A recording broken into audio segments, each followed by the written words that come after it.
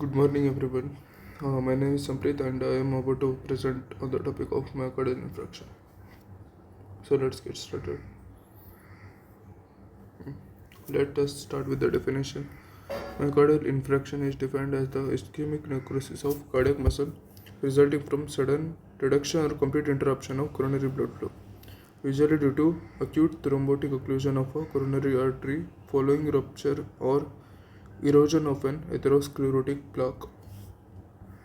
Okay. Let us move on to the etiology or the causes of the myocardial infarction. The causes of myocardial infarction include 1. The coronary atherosclerosis, which consists of 90 to 95% of the case. It is the most common cause of myocardial infarction. Atherosclerotic plaque narrows coronary arteries. Plaque rupture lead to thrombus formation and complete occlusion. 2. Coronary artery spasm may occur in variant angina, which is also called as Prince metal angina, can be induced by cocaine or other vasoconstrictors. 3. Coronary embolism.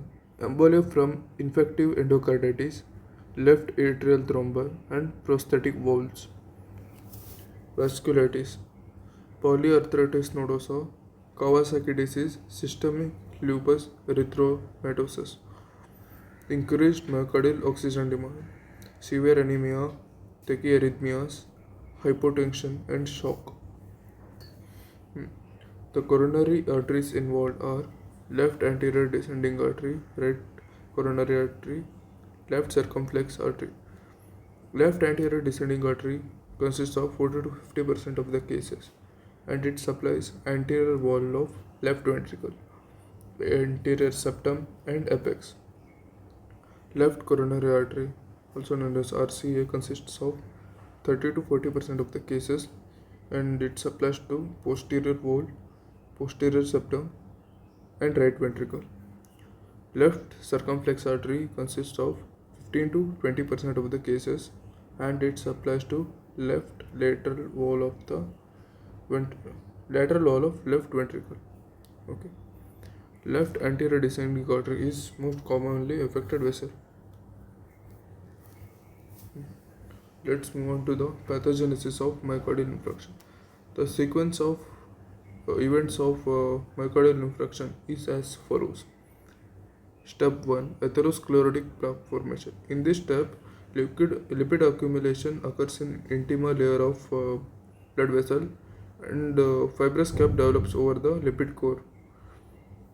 Step 2. Plaque rupture. The formed atherosclerotic plaque ruptures due to mechanical stress which causes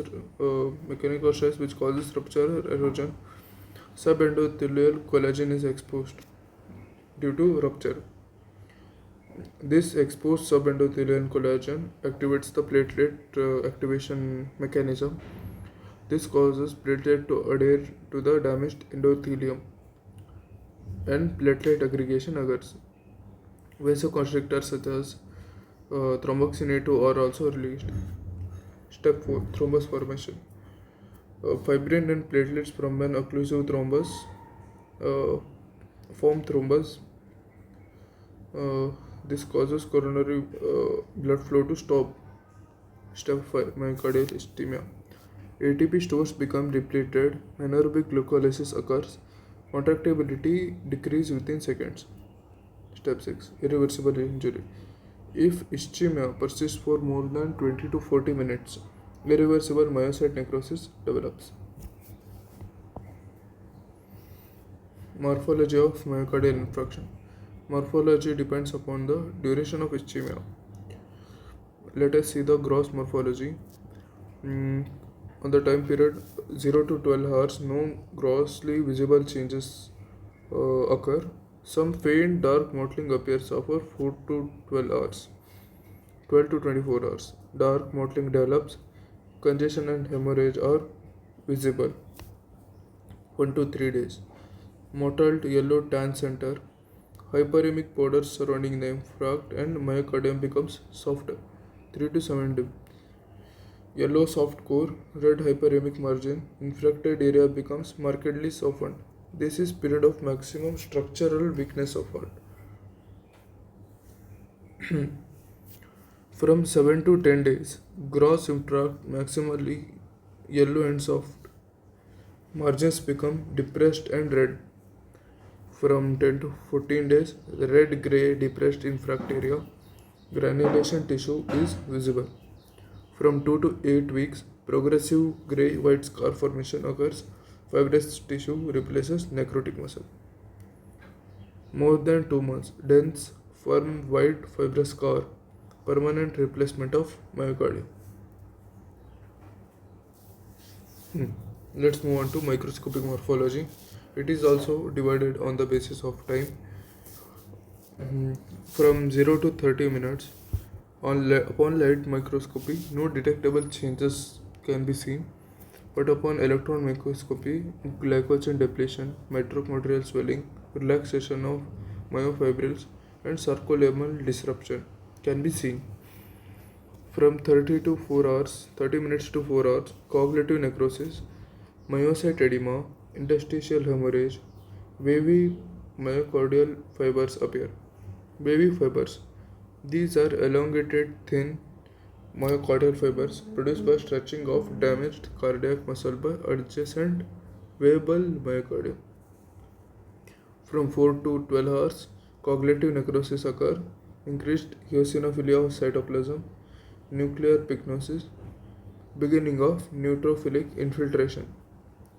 Contraction band necrosis may occur from 12 to 24 hours. Cognitive necrosis become obvious, myocytes lose nuclei, cytoplasm become deeply eosinophilic, neutrophils infiltrate the infarct. From 1 to 3 days, extensive cognitive necrosis occur, which leads to complete loss of nuclei, loss of cross striations, and heavy neutrophilic infiltration also occur. Characteristic feature of 1 to 3 days is acute inflammation with numerous neutrophils. 3 to 7 days, neutrophils disappear and macrophages infiltrate. Phagocytosis of dead tissue occur, beginning of granulation tissue formation. Significance: because macrophages remove necrotic tissue faster than collagen is deposited, the ventricular wall becomes weak. This explains the occurrence of ventricular free wall rupture, ventricular septal rupture, and papillary muscle rupture. From 7 to 10 days, well developed granulation tissue occurs, numerous capillaries are formed, fibroblast proliferation occurs, and initial collagen deposition starts.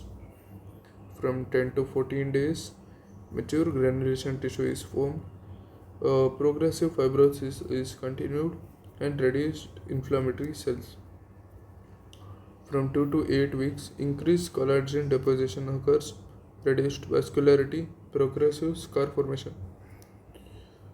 More than 2 months, dense collagenous scar is produced, absence of cardiac muscle fibers, permanent fibrosis.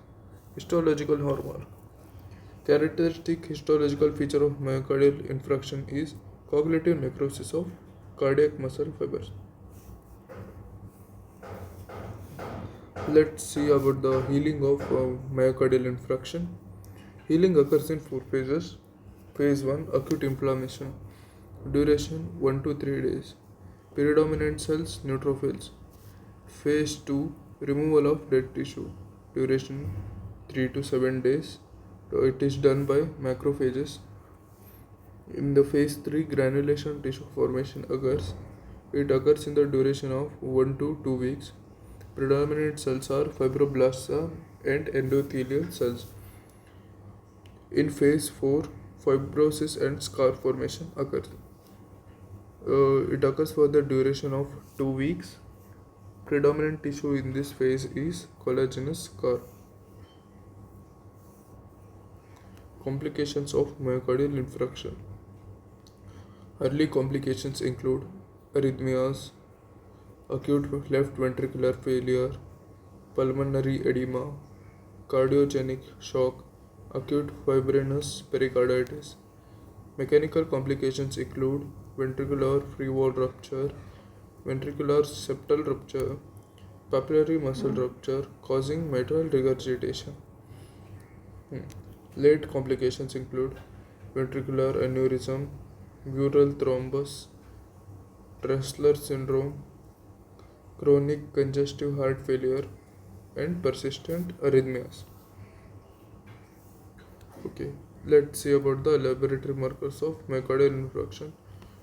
Laboratory markers of myocardial infarction include troponin 1, troponin T, CKMB, and myoglobin. Let's talk about troponin 1. Troponin 1 rises in the charts during 3 to 4 hours and reaches peak between 24 to 48 hours and returns to normal between 7 to 10 days.